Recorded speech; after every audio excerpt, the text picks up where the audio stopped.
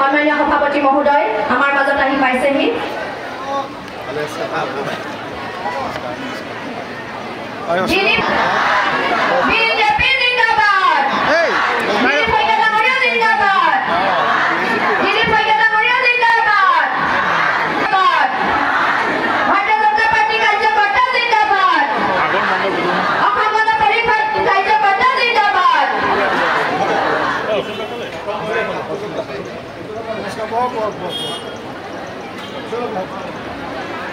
আমাৰ মঞ্চত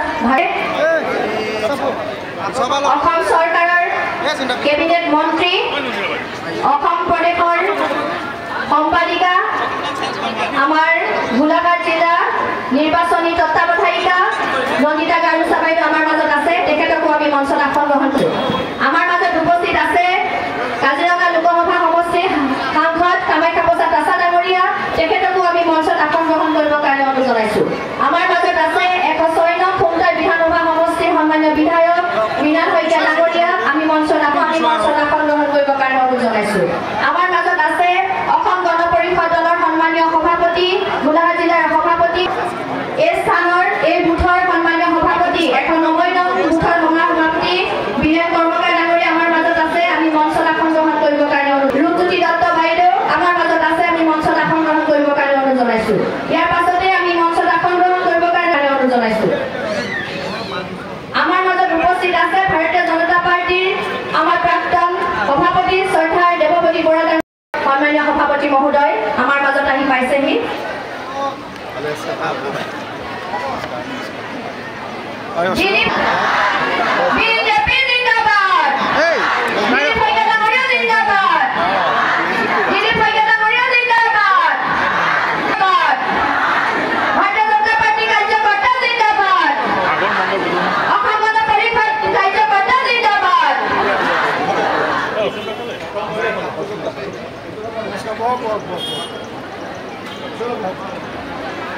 আমাৰ মঞ্চত